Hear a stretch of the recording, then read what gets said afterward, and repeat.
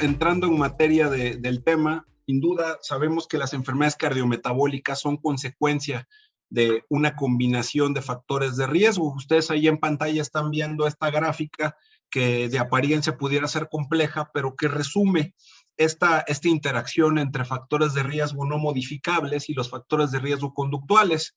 Los no modificables, pues son, pues como su nombre lo dice, pues algunos factores con los que nos toca vivir desde la salud preconcepcional, como son la edad, la etnicidad, el género, la historia familiar, y estos interactúan muy estrechamente con los factores de riesgo conductuales, desde el sedentarismo, la dieta, el consumo nocivo de alcohol y de tabaco, así como ahora las grasas, sobre todo las saturadas, el consumo de tabaco y otras modalidades que a su vez todas convergen para conducirnos a producir ciertos factores fisiológicos condicionantes, siendo como eje central de estos factores fisiológicos condicionantes la obesidad, que desde hace mucho sabemos que es un precursor y que en realidad ahí sí es un precursor, pero que va muy de la mano con otras alteraciones fisiopatológicas que nos llevan a estas enfermedades cardiometabólicas, que a su vez son también factores de riesgo cardiovascular que nos conducen a los desenlaces cuyo común denominador son las enfermedades cardiovasculares, especialmente las isquémicas e hipertensivas, como lo pueden ver más hacia la derecha de la gráfica. Tanto la hipertensión arterial, las dislipidemias, siendo que en nuestro país existe una dislipidemia muy clásica que es la disminución del colesterol HDL, que es el colesterol protector o colesterol bueno, y la hipertrigliceridemia. Pero adicionalmente ahora se ha visto un patrón de muy alto colesterol HDL y adicionalmente el descontrol de la glucosa que se puede manifestar desde una glucosa alterada en ayunas, un control alterado de la glucosa que pueden desembocar en la diabetes. Pero si analizamos todo esto, pues como les decía, son los precursores también estas condiciones fisiológicas de los resultados finales, los desenlaces que podemos ver más a la derecha de la gráfica, como son los desenlaces isquémicos, tanto la enfermedad arterial coronaria, el accidente cerebrovascular de tipo trombótico, las hipertensivas, que ustedes ven, las isquémicas son responsables de 7 de cada 10 muertes de etiología cardiovascular. Las hipertensivas son responsables de 2 de cada 10 muertes cardiovasculares. Y muy de la mano la enfermedad arterial, la enfermedad vascular periférica. Dentro de esto vimos que la obesidad reconoce la participación o es el principal precursor de todas las demás. Y en ese sentido, la obesidad reconoce la participación de múltiples factores etiopatogénicos en los que la influencia ambiental junto con la genética, como lo pueden ver del lado más derecho de su pantalla, juegan un papel muy relevante y donde se han añadido protagonistas impensables hasta hace pocos años. Las fuerzas macronivel están generalmente fuera de nuestro control, pero tienen influencia e interactúan con múltiples factores ambientales modificables. Estos factores, en cambio, pueden influenciar de manera importante la dieta, la actividad física y el comportamiento a nivel individual. Los factores genéticos que determinan la susceptibilidad a la obesidad pueden ser amplificados en presencia de estos factores ambientales. Entonces, en conjunto, estas fuerzas interactúan en una compleja red, favoreciendo el balance positivo de energía y por tal motivo la aparición de la obesidad. Hablando ya de obesidad como una condición de salud cardiometabólica, a nivel global, según estimación desde la Organización Mundial de la Salud, nos refieren que entre el año 1975 y el 2016 la prevalencia mundial de obesidad se ha casi triplicado. Más de 1.900 millones de adultos de 18 años y más vivían con sobrepeso, de los cuales más de 650 millones con obesidad. 39% de los adultos de 18 años o más, que corresponde casi de igual proporción a hombres y mujeres vivían con sobrepeso y alrededor del 13% de la población adulta mundial vivían con obesidad. Y ustedes pueden ver del lado derecho cómo se encontraron el ranking de obesidad en adultos entre los diversos países del mundo y particularmente entre los países pertenecientes a la OCDE.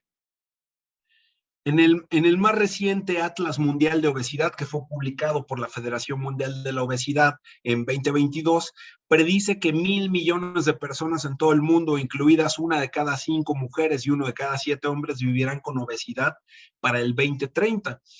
Los hallazgos destacan que los países no solo no cumpliremos con el objetivo de desarrollo sostenible para detener el aumento de la obesidad en los niveles que desde 2010 se han incrementado, sino que el número de personas con obesidad está en rumbo a duplicarse en todo el mundo.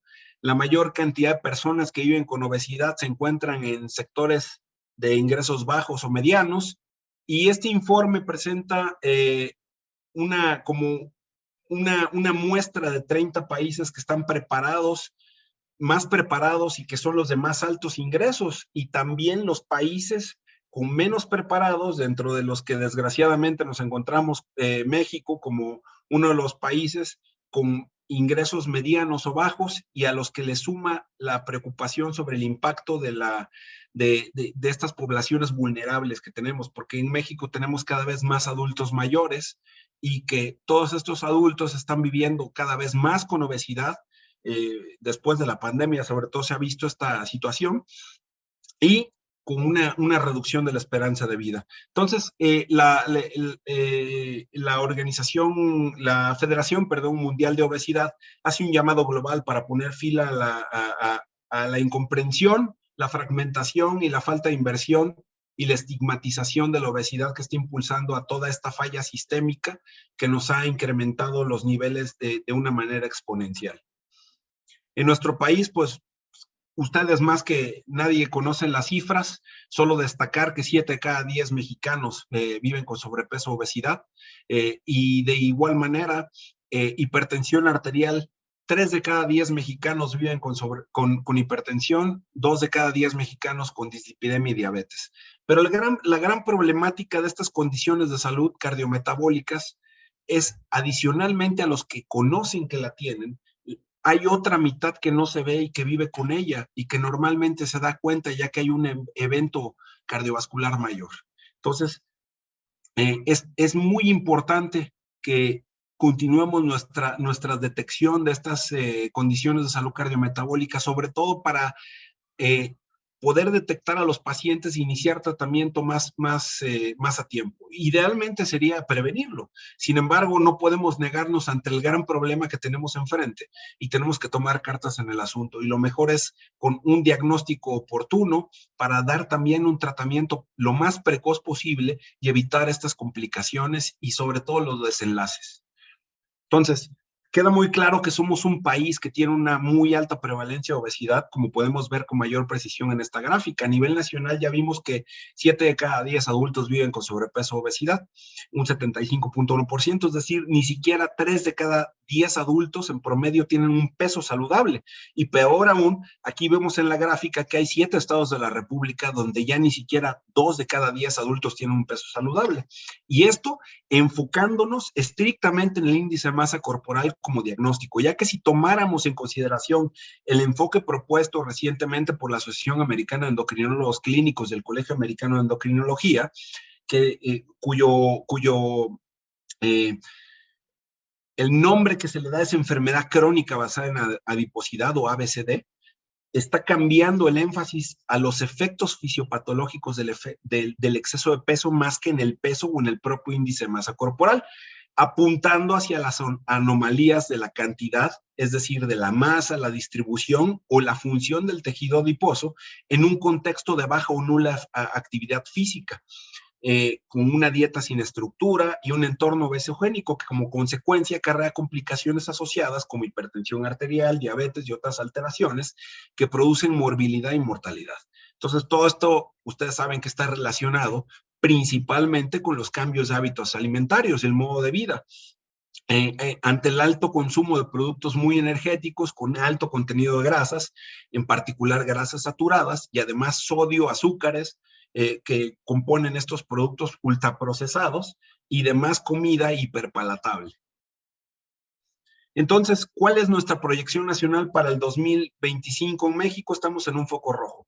Somos un país con alto riesgo para el incremento de la obesidad y a su vez del resto de las enfermedades cardiometabólicas. Y esto se explica con base en las gráficas que se tienen derivadas de la información que nos provió la Federación Internacional de la Obesidad, que está en pantalla, cuyas gráficas podemos observar que a partir de 1995 se registró un crecimiento exponencial tanto en mujeres como en hombres que vivían con obesidad. Entonces, se estima que a partir del 2010 al 2025, muy a pesar de todo el programas que se han instrumentado para tratar de desacelerar el incremento de la obesidad y el resto de las enfermedades cardiometabólicas, la prevalencia predicha para el número de casos de obesidad en hombres y mujeres va a rebasar más de los 14,000 millones de casos. Y algo muy preocupante es que también se observará una elevada prevalencia, como lo pueden ver hasta abajo, en niños de entre 5 y 19 años de edad. Entonces, aquí radica la importancia de que estemos aquí todos para identificar específicamente no solo a la diabetes, sino a la obesidad como una condición crónica de salud altamente prevalente que nos va a predisponer al desarrollo de diabetes y va a ser una de las consecuencias por las cuales no podamos, o sea, un reto controlar a nuestros pacientes. Sabemos que está asociada a múltiples comorbilidades y sabemos que el índice de masa corporal se ha considerado como un factor de riesgo independiente para morbimortalidad en cualquier causa, incluyendo a la COVID como enfermedad grave que recientemente se vio, ¿no? A medida que incrementa el índice de masa corporal, disminuye la esperanza de vida de las personas. Ustedes pueden ver el riesgo de comorbilidades asociadas en la tabla que está más del lado derecho, tanto están formadas por género y podemos ver que sin duda la diabetes mellitus es una de las comorbilidades más asociadas a la diabetes junto con la hipertensión arterial, perdón, la diabetes más asociada a obesidad junto con la hipertensión arterial y algunas otras alteraciones musculoesqueléticas. Entonces, ¿a qué retos nos enfrentamos al tratar la diabetes mellitus en nuestro país? Tenemos muchos retos a los cuales nos enfrentamos desde las dos trincheras, desde la trinchera de la salud pública como gestores y al mismo tiempo como tomadores de decisiones, pero también desde el punto de vista clínico, porque a pesar de que nos dediquemos a la salud pública, tenemos que aterrizar todas nuestras ideas de salud pública que sean reproducibles a nivel de la clínica, y sobre todo desde el primer nivel de atención. Entonces, en estricto sentido, uno de los grandes retos que tenemos es el tiempo y la calidad de la atención que es otorgada a los pacientes por el profesional de la salud. La atención integral e integrada requiere muchísimo tiempo y está bien estudiado que en promedio le dedicamos 3 horas al año al paciente. O sea, el médico ve en promedio 3 horas al año. El resto del tiempo, que son alrededor de 8,700 horas, los propios pacientes tienen que tomar por sí mismos decisiones. Por lo tanto, es recomendable que eduquemos a estos pacientes en su autocuidado para facilitar el conocimiento, las habilidades y las capacidades para ello. Esta educación puede ser individual, puede ser en grupo, puede ser por medio de herramientas tecnológicas y tiene que ser especialmente en momentos críticos, como lo pueden ver en la diapositiva. ¿Cuáles son los momentos críticos? Ante el diagnóstico tenemos que empezar la educación, anualmente tenemos que ir educando al paciente y siempre haciendo una educación muy dirigida, muy precisa y no abrumarlos a los pacientes con tanta información. Es un paso a la vez, y ir haciendo retroalimentación a los pacientes. Ante las complicaciones tenemos que ir educando específicamente sobre eso, precisamente para que no avancen estas complicaciones. Y en algunos periodos de transición, como pueden ser el cambio de la niñez a la adolescencia, de la adolescencia a la adultez, etcétera, de la adultez a adulto mayor. Apoyarse en programas de equipos multi, inter y transdisciplinarios, que parece un trabalenguas. ¿Cuáles son las diferencias? La parte transdisciplinaria abarca varias disciplinas de forma transversal y está sobre todas estas y es decir, su ámbito de acción es superior a cada una de las disciplinas, sino que las agrupa. Multidisciplinariamente involucra el conocimiento de varias disciplinas, cada una aportando desde su espacio al tema en cuestión, interdisciplinario, que abarca varios aspectos de varias disciplinas, pero en un punto, en un aspecto muy puntual de esta disciplina, esta parte, etcétera.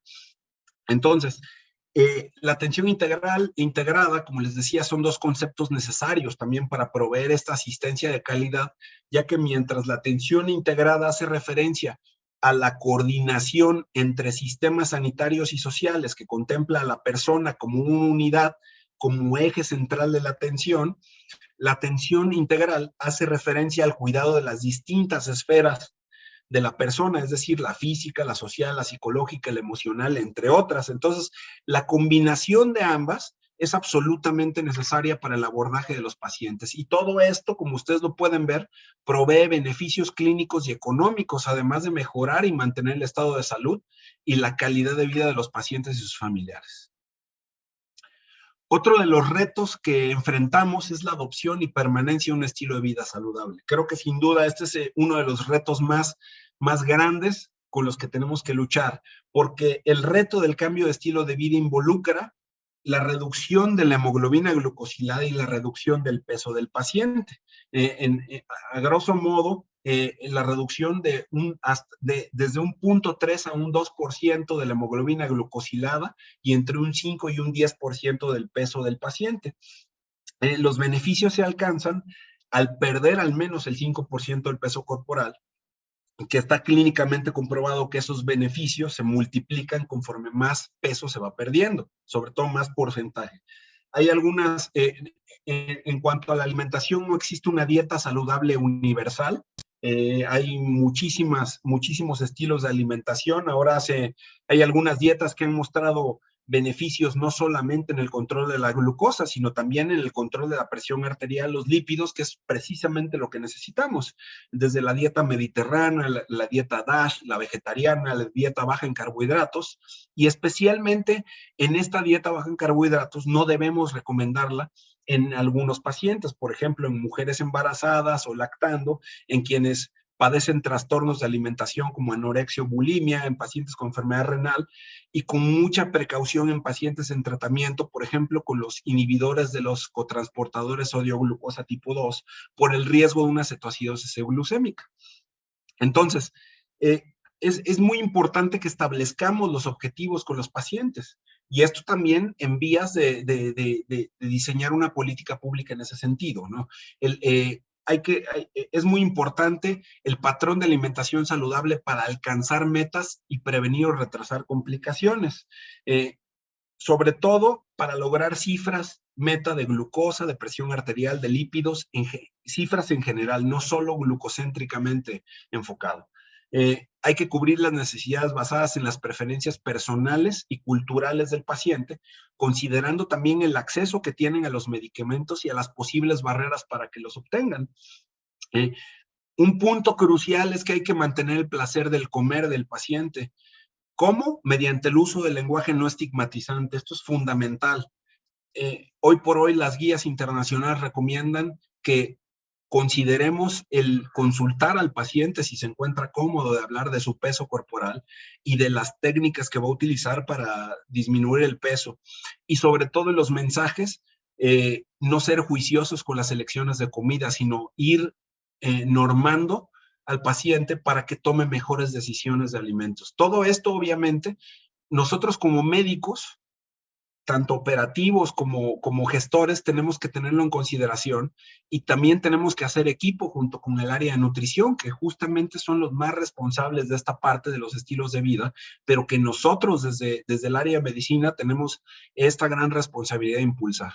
Y de ahí deriva poder proveer herramientas prácticas para el desarrollo de los patrones de alimentación saludable, porque si le decimos, oye, no comas esto, no comas el otro, es es no ayudarlos a tomar mejores decisiones. En lugar de darles una dieta al paciente, deberíamos darle herramientas para que tome mejores decisiones cuando esté solo, cuando esté en casa, cuando vaya a comprar los insumos para su alimento, cuando vaya a la calle a comer, etcétera.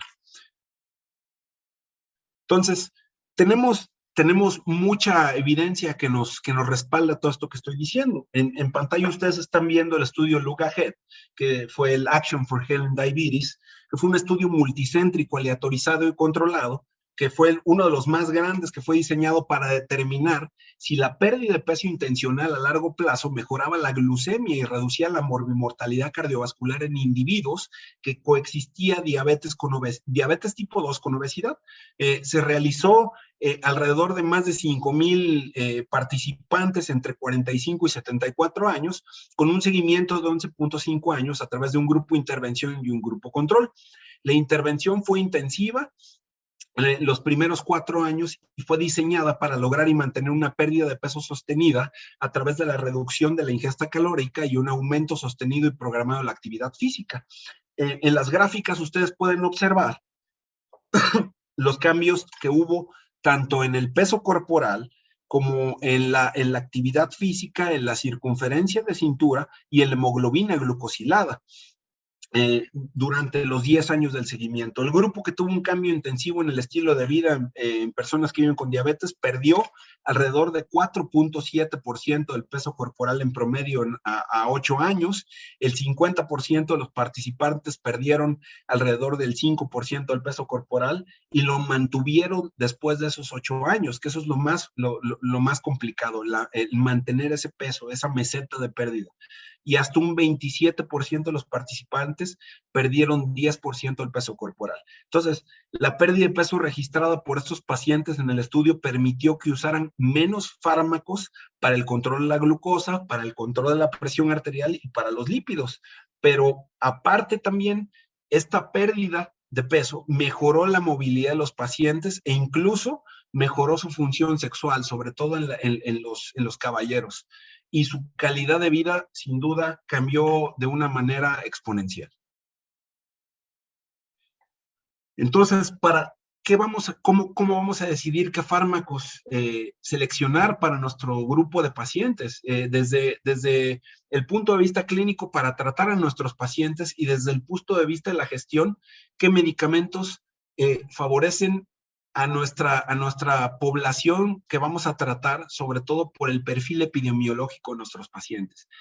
Uno de los puntos que tenemos que tomar en consideración es qué es el efecto que necesitamos en nuestros pacientes y dependiendo del área o del punto fisiopatológico que queramos corregir, son los medicamentos que vamos a utilizar. Hoy por hoy, ustedes lo pueden ver en la gráfica que está en pantalla, los análogos de GLP-1 y los SGLT2 son de los medicamentos que mayores puntos fisiopatológicos pueden corregir. Por eso es que en las guías internacionales se han puesto como los fármacos prácticamente más innovadores para el tratamiento de la diabetes.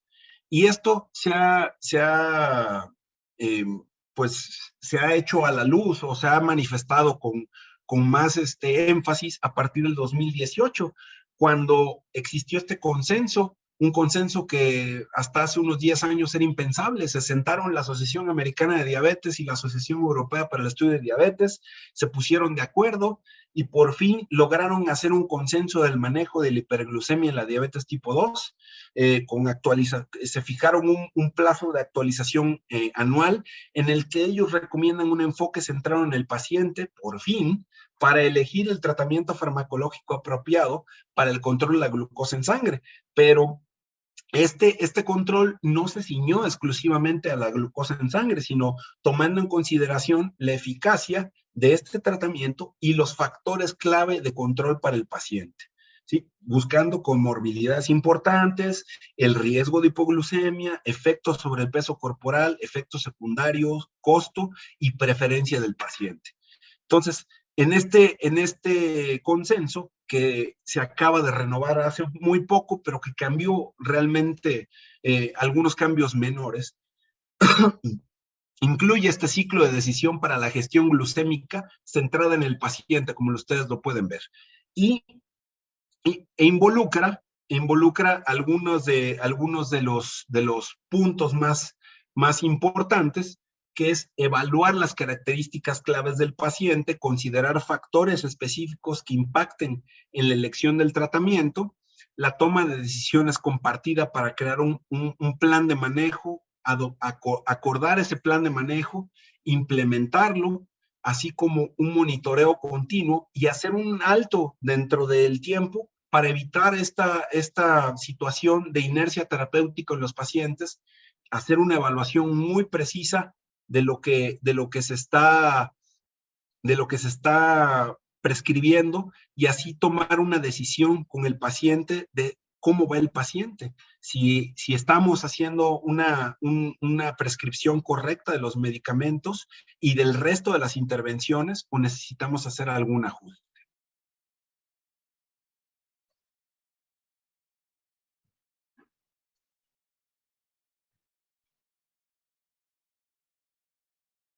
Un segundo, porque se me volvió loca la presentación. Bueno, adicionalmente, dentro de este ciclo de decisión para la gestión glucémica, que está centrada en el paciente con diabetes tipo 2, uno de los puntos, como vimos hace un momento, fue el objetivo de hemoglobina glucosilada como punto central del control de la diabetes.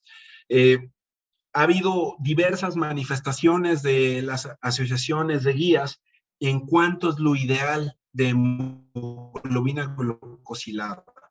A grosso modo, la hemoglobina glucosilada tiene que estar por debajo de 7 en casi todos los pacientes. Y decimos en casi todos los pacientes porque en realidad no es un cartabón que en todos los pacientes la tenga que tener en 7. Hay objetivos que tenemos que considerar, y uno es la hemoglobina glucosilada.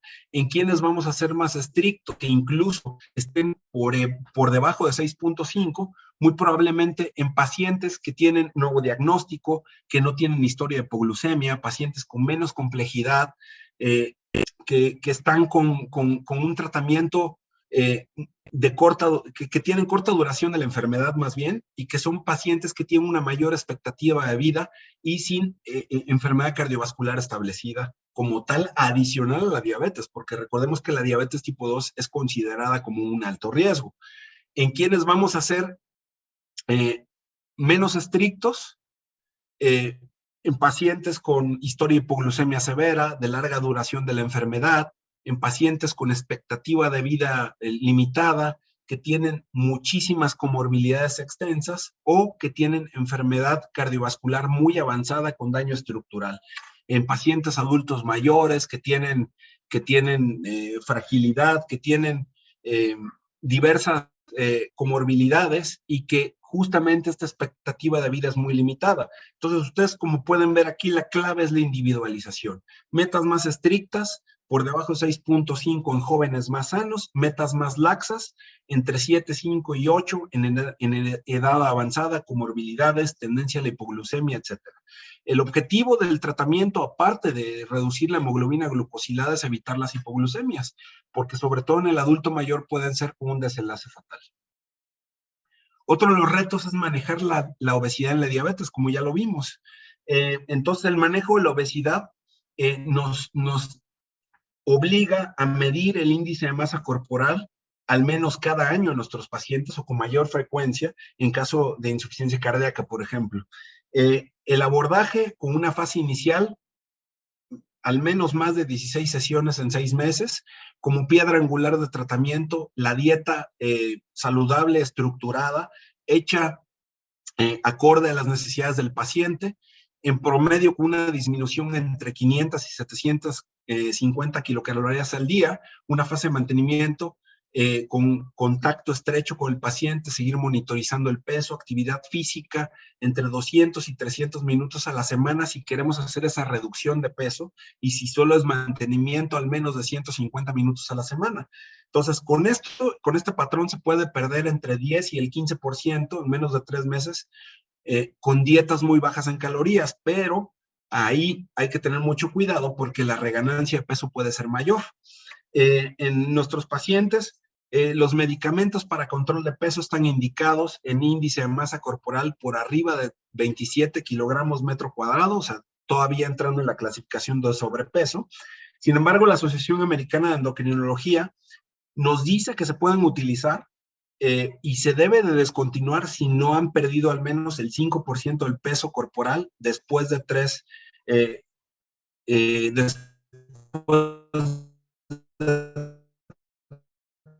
meses, o si están presentando eventos adversos relacionados con el medicamento. También hay que considerar en algunos pacientes bien seleccionados, conocemos muy bien los beneficios y debe de ser recomendada cuando el paciente que vive con diabetes tiene un índice de masa corporal igual o mayor a 40, e incluso podría considerar pacientes que tienen índice de masa corporal. Obviamente, y todos estos quirúrgicos requieren una red de apoyo y una valoración del candidato y obtenga los resultados esperados en la cirugía. En lo que se refiere al manejo de la hipertensión arterial en la diabetes, pues sabemos que el tratamiento de la hipertensión disminuye la mortalidad por diabetes en un 32%, de acuerdo al estudio SPRINT. En pacientes en población general disminuye la mortalidad por cualquier causa hasta en un 27%. Entonces, más del 50% de los pacientes que viven con diabetes van a desarrollar hipertensión. Ahí en realidad muchas veces no se sabe cuál fue primero. Y cada vez hay más evidencia más clara que alcanzar cifras de control con mayor consistencia y sin efectos colaterales se va a lograr con una intervención farmacológica mejor enfocada. Con terapia dual desde el inicio, en pasos muy claros, y en combinaciones a dosis fijas, como les decía, duales y triples, para que en un tiempo máximo de 6 meses desde el diagnóstico, el paciente alcance sus metas de control o sea estudiado como un caso de hipertensión en tratamiento resistente a tratamiento, rompiendo este viejo paradigma de la terapia, de la monoterapia, y transitando hacia la terapia combinada como regla. Las metas en nuestros pacientes que coexisten con diabetes, con enfermedad cardiovascular establecida o riesgo cardiovascular alto a 10 años, más del 15%, son de menos de 130-80 milímetros de mercurio. En individuos de bajo riesgo, que en este caso no aplica porque quien vive con diabetes es considerado dentro de este grupo de riesgo alto, sería de 140-90. Entonces, en la población general, el control, como les decía, disminuye la mortalidad por cualquier causa hasta en un 27%, y esto es muy consistente con las cifras de muertes mundiales atribuibles a hipertensión. Ustedes pueden ver ahí que la mayor asociación es con enfermedad isquémica cardíaca, con accidente cerebrovascular isquémico, así como hemorrágico, otras enfermedades cardiovasculares, que ahí a veces no se visualiza mucho, pero una de ellas es la insuficiencia cardíaca, que está en estrecha relación con la hipertensión y con la diabetes, y la enfermedad renal crónica, que también está en estrecha relación con la diabetes. Y esto no es un invento de nadie, simplemente la evidencia lo ha soportado desde el 2018, y ustedes pueden ver que es desde la forma en que se ha recomendado por diversas sociedades, tanto la europea como la americana, para el manejo de la hipertensión arterial. En muy pocos pasos, terapia combinada desde el inicio y buscando que sea un tratamiento aditivo. Pero entonces, ¿por qué utilizar estas terapias combinadas? Principalmente porque nos incrementan la eficacia a través de tratar diferentes mecanismos de producción de la hipertensión, estableciendo estas acciones sinérgicas y mejorando incluso la velocidad en que responden los pacientes, y disminuyen la aparición de efectos adversos si utilizamos la monoterapia. Entonces, con terapia combinada, dos tercios de nuestra población con hipertensión pueden lograr un control con terapia dual. Y esto nos han dicho diversos estudios. Aquí en pantalla les estoy dejando una publicación que es bastante reciente. Se publicó, si mal no recuerdo, en 2008 esta publicación. Y Es un metaanálisis de más de 11,000 pacientes participantes de 42 estudios que compararon la terapia combinada contra la monoterapia en la reducción de la presión arterial. Y nos deja, después de ver los efectos en monoterapia de las diversas familias terapéuticas y luego las terapias aditivas, tanto de diuréticos, de betabloqueadores, de inhibidores de la ECA, de bloqueadores de los canales de calcio, nos deja dos aseveraciones muy importantes. La primera es que combinar fármacos de diferentes clases es aproximadamente 5 veces más efectivo que duplicar la dosis de uno solo, y que usar dosis bajas de 2 fármacos diferentes disminuye efectos adversos que se presentan más frecuentemente con dosis altas de monoterapia.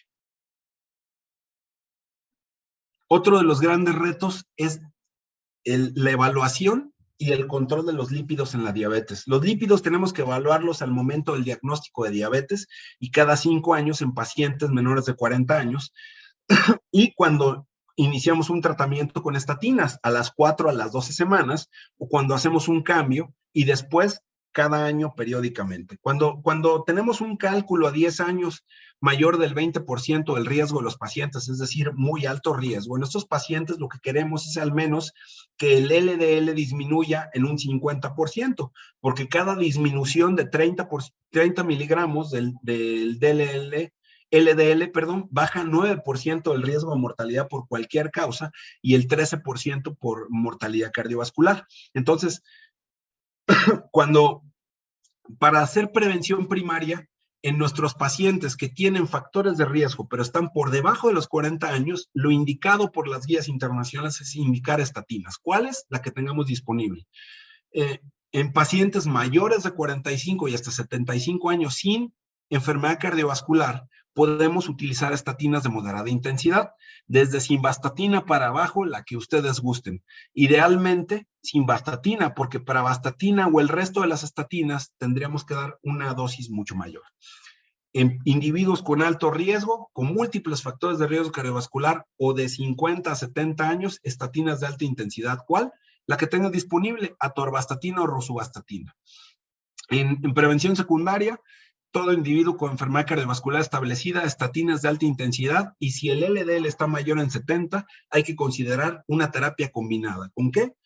Lo ideal en combinación vía oral sería con ezetimiba, o si se tiene disponible los inhibidores de PCSK9, podrían ser una herramienta también combinada.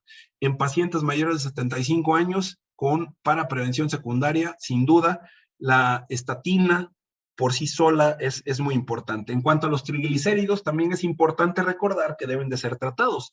Antes se tenía la idea de que el peor escenario ante una hipertrigliceridemia podía ser una pancreatitis. Sin embargo, hoy por hoy sabemos que está estrechamente relacionada con la aterosclerosis, con la enfermedad aterotrombótica, y que los triglicéridos muchas veces están compuestos por partículas muy pequeñas, pero altamente aterogénicas. Entonces, hay estudios acerca de diversas moléculas para tratarlos. Algunas no están disponibles en nuestro país. Hay algunas terapias emergentes como los inhibidores pequeños de RNA que pueden cambiar hasta en un 52% el LDL y de paso bajar hasta en un 25%, si mal no recuerdo, los triglicéridos, pero son terapias que están todavía viniendo. Sin embargo, particularmente el ciprofibrato, el fenfibrato son muy útiles en pacientes con los triglicéridos muy altos. Sin embargo, les podemos dar demasiados medicamentos para bajar el colesterol, los triglicéridos. Si el paciente no se apega a un cambio de dieta, va a ser insuficiente. Por eso es que es un reto, porque ustedes del lado derecho pueden ver el porcentaje de población que consume alimentos no recomendados para el consumo cotidiano. Más del 80% de cualquier edad, de los grupos que están ahí, de 1 a 20 años y más, consumen bebidas no lácteas endulzadas, pero también consumen botanas dulces, postres, cereales dulces, que todo esto es altamente prevalente en nuestro país. Y más de la mitad de la población, adicionalmente a esto, entre 18 años y más, no realiza ningún deporte o actividad física en su tiempo libre, que esto se recrudeció de una manera exponencial durante la pandemia. Adicionalmente, ustedes pueden ver del lado izquierdo que el consumo de alcohol en nuestro país es alto, 64% de la población, con los hombres en mayor medida que las mujeres, y de igual manera el tabaquismo. El tabaquismo también resulta como un factor de riesgo independiente, modificable, sin embargo que no ha caído su consumo, sino se ha incrementado en un 11% con un promedio de 7.1 cigarros al día. Y también es un reto por diversas situaciones en cuanto al ajuste del tratamiento, en cuanto a la elección del tratamiento. Aquí les presento, México participó en un estudio llamado Estudio Internacional sobre Prácticas de Gestión de la Diabetes, International Diabetes Management Practice Study, por su nombre en inglés, en el que incluyó pacientes diagnosticados, atendidos por endocrinólogos, médicos de atención primaria, internistas, cardiólogos, y la mayor parte de estos pacientes, alrededor del 63%, estaban utilizando antihiperglucemiantes orales. Algo que no les dije de los pacientes, fueron alrededor de 2.439 pacientes que vivían con diabetes tipo 2, con una edad promedio en 56 años, un poquito más de la mitad mujeres, y como les decía, el 63% utilizaban antihiperglucemiantes orales, siendo la combinación más frecuente las viejas confiables, como yo les digo, que es metformina con sulfonilureas, y en estos pacientes se observó que en su última hemoglobina glucosilada, el control era muy pobre, era de 8% a lo mucho el control en hemoglobina glucosilada. Y solamente el 37% alcanzó un control por debajo de 7, y esto es un control global, ¿sí? No un específico. Pero cuando hablamos de meta combinada, de hemoglobina, presión arterial y colesterol LDL, las metas solo se alcanzaron en 2.7% de las cifras de control. Vean cómo estaba su glucosa sérica en control, 170, muy correlacionada con la hemoglobina glucosilada. Entonces, en una gran proporción de estos pacientes, no se alcanzó la meta. Como les decía, solo el 37% alcanzaba hemoglobinas por debajo de 7%. Y esto, entonces, la insulina fue uno de los principalmente, se utilizó principalmente, como ustedes ven, en una baja proporción, y se utilizaba especialmente en casos complicados de enfermedad avanzada. Entonces, esa práctica, que debería ser al revés, ¿no? Debería ser utilizada lo más temprana posible, sigue como manteniendo algunos mitos que incluso entre los profesionales de la salud se dan, ¿no? No, es que ya le pusieron insulina a fulanito y ¿qué crees? Que lo van a amputar, se está quedando ciego, ya se le tronó el riñón. ¿Qué pasa? Que la ponemos muy tardíamente, cuando ya no podemos hacer nada por el paciente, sobre todo por prevención secundaria de estos pacientes. Entonces, el tratamiento deficiente que tuvieron estos pacientes, pues se reflejó en las complicaciones, como ustedes pueden ver en esta tabla de más abajo. Aquí están las complicaciones microvasculares hasta un 88%, que son las que nos generan estas complicaciones como retinopatía, nefropatía, neuropatía, y complicaciones macrovasculares, pues 41.5%, que estas son las que matan a los pacientes porque generan los desenlaces cardiovasculares mayores, como ustedes lo pueden ver. Entonces, el tratamiento ideal sería que el paciente tuviera cambios de estilo de vida ayudado en todos los factores y determinantes sociales que lo afectan, que recibieran asesoría por parte médica y que recibieran los medicamentos que le provean beneficios, no solamente en la glucosa, sino también que impactaran positivamente en la presión arterial, en lípidos y en peso corporal. Entonces, ¿por qué es que no están funcionando estos medicamentos? Principalmente porque si dejamos todo el trabajo, estos fármacos, nunca vamos a alcanzar la meta, ya que la función de las células beta comienza a disminuir antes del diagnóstico incluso, y con el respectivo deterioro de la compensación de la glucosa y la disglucemia. Aquí vemos que hasta el 50% de la función de las células beta desaparece antes del diagnóstico de diabetes, y que el control de la glucemia se va deteriorando, como ustedes lo pueden ver, con el tiempo, independientemente del tratamiento. Si solo el tratamiento es dieta o si solo el tratamiento es con fármaco, el deterioro va a ser exponencial con base en los años en los años de evolución de la diabetes de nuestros pacientes. Y por ello es que también tenemos que ver cuánto duran los agentes orales utilizados. Es que desde hace 15 años utilizo glibenclamida y metformina, pues qué bueno que está en un tratamiento. La mala noticia es de que ese tratamiento, después del segundo o el tercer año, va a ser insuficiente. De hecho, muy probablemente solo ese tratamiento le sirva a usted el primer año y después ya no le va a servir. Y ustedes lo pueden ver aquí de dos estudios muy grandes, el UKPDS, que es uno de los fundacionales del estudio de la diabetes, y el estudio ADOPT, en el cual se compara la eficacia a lo largo del tiempo del efecto de estos agentes orales, y pues ustedes pueden ver que la eficacia va reduciendo si no hay cambios también en el paciente.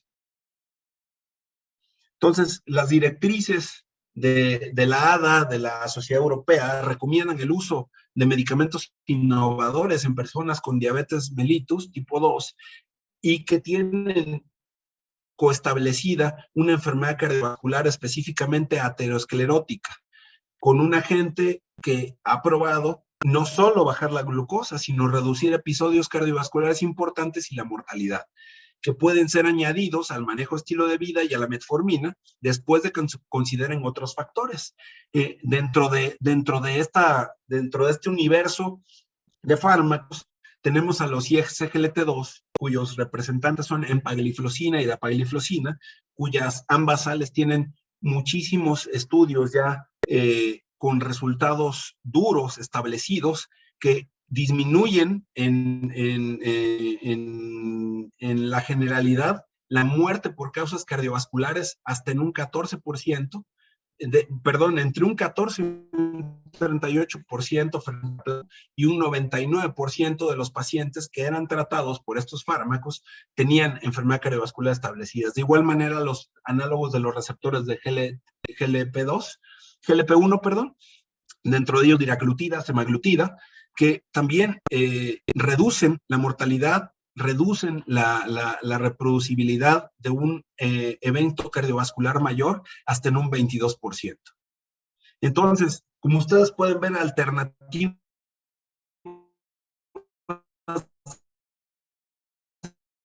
tratamiento tenemos muchas, no solo la glucosa, sino en el peso. Aquí en la diapositiva vemos la guía de la ADA que nos recomienda que en aquellos pacientes que viven con diabetes tenemos que la probabilidad de los factores de tratamiento centrados en el paciente, el costo, la consideración, el acceso, las necesidades y las generalidades, y generalmente incluye metformina, un cambio del estilo de vida, pero como vimos, muy probablemente esta monoterapia se quedaría corta. Entonces, dependiendo de la condición que acompaña a nuestro paciente, tenemos que elegir entre un ISGLT2 o un GLP1, adicionarlo, uno de ellos dos, y después si requieren mayor fuerza, adicionar otros fármacos en cascada, siempre buscando disminuir el riesgo de hipoglucemia y disminuir la posibilidad del impacto en el peso de nuestros pacientes. Entonces, la mayoría, hay que recordar algo muy importante, la enfermedad cardiovascular es la principal causa de muerte en diabetes, está más que probado esto. Y este 50% yo a veces digo que se queda corto, yo creo que podría ser hasta un 75% de las muertes con diabetes son ocasionadas por la enfermedad cardiovascular. Entonces, 2 a 4 veces mayor en las personas que viven con diabetes que las que no viven con esta condición de salud, y que no solo es la mortalidad, sino que también va deteriorando de una manera muy importante y estructuralmente al corazón, generando principalmente angina inestable, insuficiencia cardíaca, sobre todo fracción de eyección reducida, y el incremento de enfermedad vascular cerebral. Entonces, nos queda muy claro que la reducción del riesgo multifactorial es importante para reducir el riesgo cardiovascular en la diabetes mediante el control de la glucemia, el control de los lípidos, de la presión arterial, del resto de los factores de riesgo, para poder incidir en la reducción del riesgo absoluto de mortalidad hasta en un 20% y hasta en un 29% en cualquier episodio cardiovascular. Y el escenario pareciera funesto, pero la buena noticia es que contamos con terapias innovadoras en pantalla. Les muestro parte de los resultados de un metaanálisis en el que se revisaron cuáles eran los efectos de los ISGLT2 y los análogos de GLP-1 en distintos objetivos, más allá del impacto de la hemoglobina glucosilada. Y aquí vemos que el efecto de los ISGLT2 disminuyeron no solo la hemoglobina glucosilada, sino también el peso corporal, la circunferencia de cintura, la presión arterial, tanto sistólica como diastólica, y también tuvieron impacto en los lípidos, tanto en HDL, en LDL, en triglicéridos, y permitieron diversos beneficios más allá del control de la glucosa. También particularmente los inhibidores del cotransportador sodio-glucosa tipo 2 poseen estos efectos pleiotrópicos de clase, por lo que proveen efectos cardioprotectores, como lo podemos ver en pantalla. En lo que respecta a hospitalizaciones por falla cardíaca, disminuyen en un espectro entre un 22 y un 35% de reducción del riesgo versus placebo, y de igual manera en cuanto a los desenlaces renales, en un espectro entre un 17 y un 47%. Finalmente, también en la parte metabólica, tanto la obesidad como la resistencia a la insulina y la hipertensión son factores importantes para el desarrollo de insuficiencia cardíaca, como ya les había comentado. Y aquí en la figura podemos observar el cociente de riesgo de las hospitalizaciones o muertes relacionadas con insuficiencia cardíaca en proporción con el porcentaje de hemoglobina glucosilada, la fracción A1C, de los pacientes, considerando que por cada aumento del 1% de la hemoglobina glucosilada por encima de 7, el riesgo de desarrollar insuficiencia cardíaca en los pacientes aumenta hasta un 12%. Entonces, en síntesis, la prevención de la insuficiencia cardíaca se basa en identificar y tratar los factores de riesgo para prevenir o retrasar su desarrollo. Justo como reflexiones finales, ya para ir cerrando, quiero destacar que el tratamiento de los pacientes que viven con diabetes debe ser integral e integrado en virtud de alcanzar estos beneficios cardiovasculares más allá solo del enfoque glucocéntrico. El gran reto es la elección del tratamiento para cada uno de nuestros pacientes, y estos tratamientos deben estar enfocados no solo en las cifras de hemoglobina o de glucosa, sino en todas las necesidades del paciente, dejando este enfoque estrictamente glucocéntrico. Y en ese sentido me permito hacer un resumen de los ABCDs de la atención de la diabetes. El A, este es un acrónimo que propuso Canadá, las guías canadienses. Sin embargo, es muy tropicalizable en español. El A, que es hemoglobina glucosilada, tener un control glucémico óptimo, generalmente por debajo de 7, pero recordando que es aplicable según las necesidades del paciente. La presión arterial, control óptimo de la presión arterial por debajo de 130/80.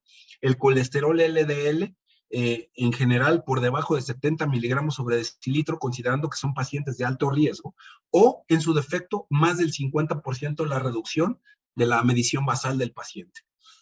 Los fármacos para proteger el corazón, sin duda, ya vimos que aportan beneficios invaluables al paciente, entre ellos los IECA o ARA2 para el control de la presión arterial, en combinación idealmente con calcioantagonistas de hidropiridina, como puede ser amlodipino o en su defecto nifedipino de liberación prolongada, y también puede ayudar el adicionar los diuréticos. Diuréticos específicamente los similares a tiazida, como podría ser la clortalidona o la indapamida. En cuanto a los lípidos, la estatina, sin duda, no solo para el tratamiento de lípidos, sino para tratar el riesgo cardiovascular, así como el ácido acetil salicílico si está indicado. Y ya vimos el beneficio cardiovascular demostrado de los ISGLT2 y los análogos del receptor de GLP-1. El ejercicio y la dieta saludable y estructurada es fundamental en nuestros pacientes, ya que si mantenemos que el tratamiento no farmacológico es opcional, como muchas veces incluso los profesionales de la salud lo refieren, estamos fomentando que el paciente se apegue solo a la mitad del tratamiento que necesita recibir. Y sin duda no vamos a lograr las metas. algo muy importante del resto de los hábitos de estilo es el cese del consumo del tabaco o los derivados. Hoy por hoy muchas personas te pueden decir que ya no fuman, pero en realidad lo que hicieron es sustituir el tabaco de combustión por otras versiones de tabaco o los famosos vapeadores, que en una reciente publicación de Cofepris vimos los efectos tan deleterios que tienen en la salud. Es fundamental en estos pacientes la búsqueda de complicaciones y fomentar, como les decía desde un principio, el autocontrol de estos pacientes a través de la educación y poder así identificar algunas situaciones como el estrés, la ansiedad que pueden no ayudar al control y algunas otras barreras propias de cada uno de nuestros pacientes. Finalmente, las terapias innovadoras, como ustedes vieron con los inhibidores de DPP4, los ISGLT2, los análogos del receptor de GLP1, permiten que intensifiquemos el tratamiento sin incrementar riesgos y nos disminuyen el riesgo cardiovascular y nos favorecen la reducción del peso al tiempo del adecuado control glucémico. Y sin duda, desde el primer nivel de atención deben de existir alternativas de tratamiento eficaz para el tratamiento integral que en adición a estos cambios de estilo de vida, incluyendo la dieta estructurada y el ejercicio, nos favorezcan en este control cardiometabólico, así como la pérdida y el mantenimiento de peso a largo plazo. En ese sentido, nosotros estamos trabajando en la implementación de dos iniciativas desde el gobierno federal, buscando dar continuidad con estas acciones para tratar de contener los efectos tan nocivos de esta pandemia de enfermedades no transmisibles, y uno de ellos la iniciativa HEARTS. Siempre les digo que HEARTS no vino a descubrir el agua caliente, pero sí nos vino a ayudar a organizarnos un poco más en cómo atendemos a nuestros pacientes, porque la idea de HEARTS es englobar el tratamiento de las enfermedades cardiometabólicas a partir de la estratificación y la reducción del riesgo cardiovascular, también haciendo prevención secundaria, porque es innegable que ya tenemos el gran problema y tenemos que evitar que estos pacientes tengan cardiovasculares. Pero adicionalmente, buscando hacer prevención primaria donde se pueda, sobre todo con el resto de las familias de estos pacientes que ya estamos tratando. Y por otro lado también, sentando las bases para que no sea este entorno glucocéntrico, no sea el entorno barocéntrico, sino que pongamos en el centro al paciente y tratemos las necesidades cardiometabólicas de nuestro paciente. Uno de los enfoques muy precisos que podría hacer en el primer nivel de atención es poner a la hipertensión como un punto central, como un riesgo independiente, y que es particularmente práctico porque está comprobado por diversas publicaciones que la hipertensión como tal es el factor de riesgo independiente que está presente como comorbilidad en la gran mayoría de las enfermedades cardiometabólicas. Otra de las iniciativas que estamos implementando es YAMMX, que es justamente para también disminuir la mortalidad cardiovascular, particularmente por infarto agudo al miocardio. Si analizamos ambas iniciativas, ambas estrategias tienen vasos comunicantes en el sentido de la atención de los riesgos específicamente y que ambas convergen también en la búsqueda intencionada del alcance de estos objetivos de desarrollo sostenible del 2030, particularmente en el 2.3, que es la reducción de la mortalidad cardiovascular. Creo que esta es la última diapositiva y quiero agradecerles mucho su atención.